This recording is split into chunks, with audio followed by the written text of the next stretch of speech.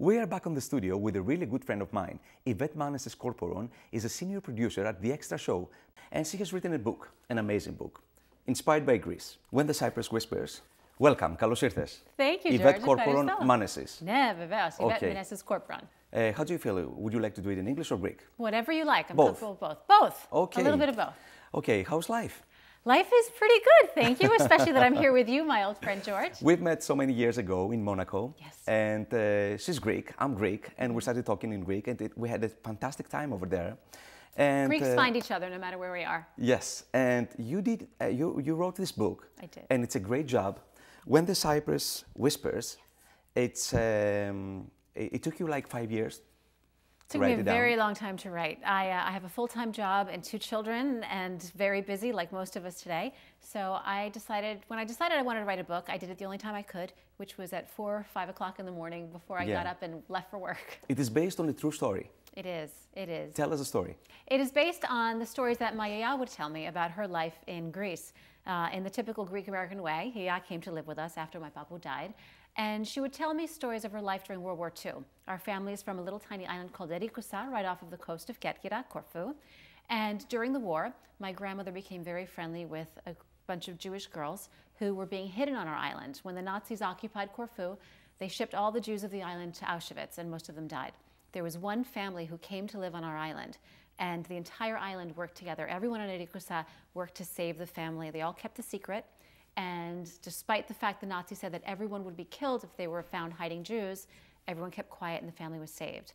So this book is inspired by what happened on our island and also just my love for my yaya and our culture. And how you remember all these details? And you wrote this book. I mean, it's a huge book. I did. You know what? There are a lot of details. It's a story that's very rich, not just in what happened on our island during the war, but in Greek heritage and culture. That could be a film. From your mouth to God's ears. Let's hope it'll be a film, one thing at a time. Let's hope the book does well. It is also published in Greece. You know, it's going to be out in the summer. Yes, it'll be out this summer in Greece, which I'm very excited about. Also, 12 other countries. As of now, it's being translated to 13 languages. So it really is kind of the dream come true. Okay, can you write it in Greek? It is being written in Greek.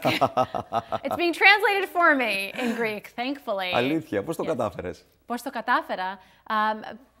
Πουλήθηκε στην Ελλάδα, το διαβάσανε, the editors to Psychologios. And they loved it. And they loved it, and they said they want to publish it in Greece in Greek. So that was very exciting for me. Okay. Did you get emotional while writing it? I've gotten emotional every step of the way, from thinking about it, to writing it, to selling it, to now people reading it. It's incredibly emotional because it's not just a book, it's not just a piece of fiction, it is fiction, but it means so much to me because it is a way for me to honor my family and what happened, and a very small story, actually a very large story that no one knew on our little island. And not just that, it was also about the bigger picture of honoring our culture. You know, growing up, I would look at my yaya and I saw a basically uneducated woman dressed in black who made sarosupa, fish head soup, when I wanted macaroni and cheese and peanut butter and jelly. I wanted to have the American childhood, and I didn't. I had a very Greek-American childhood. And looking back now, it makes me upset that when I was younger, I didn't realize just how incredible our culture and our history were when I wanted just so much to be American. And this is my way of sort of honoring where we come from. How do you describe philotimo in English, in American English?